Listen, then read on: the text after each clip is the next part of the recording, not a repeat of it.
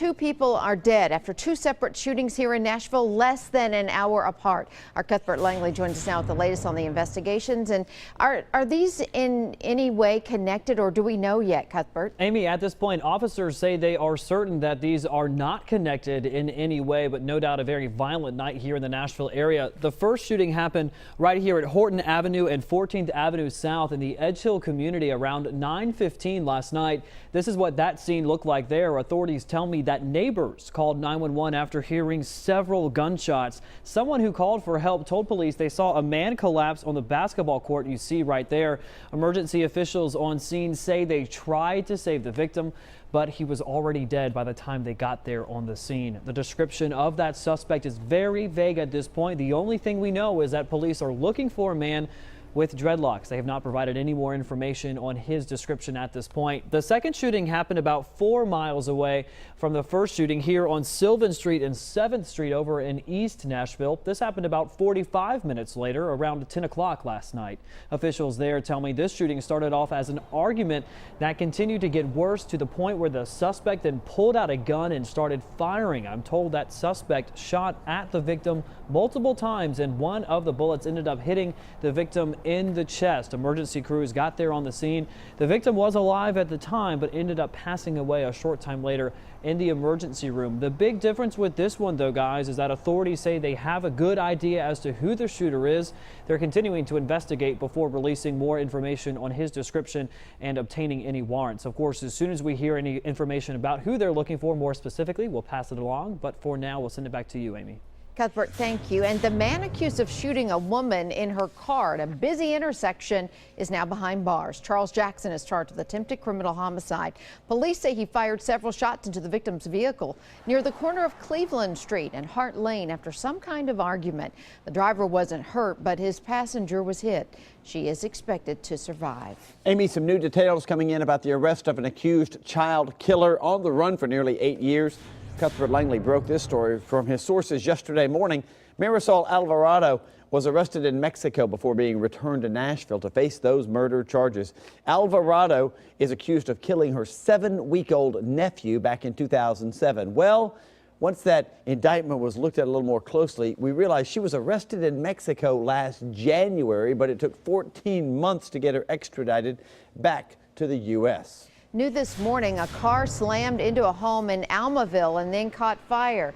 It happened on Neal Avenue just before 4:30 this morning. Troopers on scene. They say the female driver likely fell asleep and then just drove right into the house. She was taken to the hospital, but is expected to be okay. The car and the home caught fire, but it was quickly put out and no one in that home was hurt. A civil lawsuit is being filed in the death of a Metro cop killed while on the job. Officer Michael Petrina's parents are suing Dean and Lucille Diver. Those were the people in the motorhome that struck and killed the officer last May, while Officer Petrina was directing traffic around another crash on I-65. Diver, the driver there, told investigators that he could not avoid hitting Petrina, but the lawsuit claims that's not true, that Diver actually ignored the warning signs and did not slow down or move over his RV.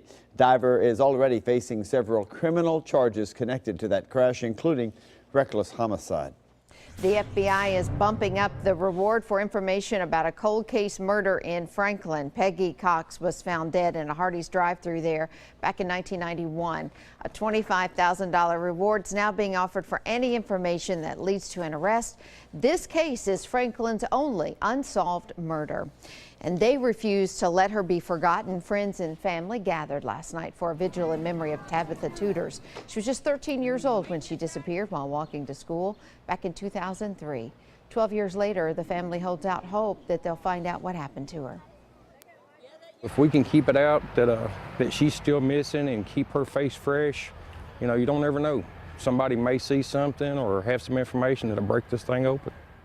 Tabitha would be 25 years old now, and this is an age progression of what she might look like today.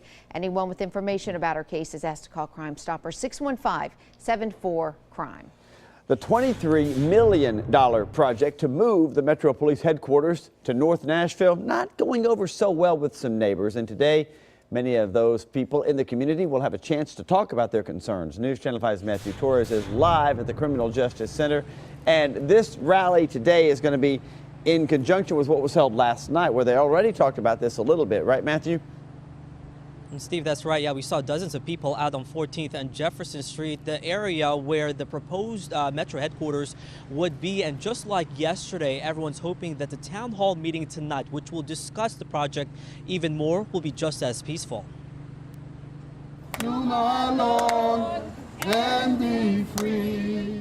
This is just a scene from yesterday. Members of Justice for Jefferson Street Coalition and other organizations showed their concerns about the plan to move the headquarters. Many believe this would cause more of a traffic problem. Others strongly feel it would create opportunities for officers to racially profile in an area already heavily policed. A member we spoke to wishes neighbors were properly informed before announcing this plan last week. It could have been as simple as just a postcard or something saying that there's zoning happening here, there's this project being planned, but they're trying to fast track this without the actual voice of the community. She also told us that she wishes that $23 million may have been used to revitalize the area with the help possibly building an educational center rather than the facility. Tonight, your voices can be heard if you are interested in attending the town hall meeting.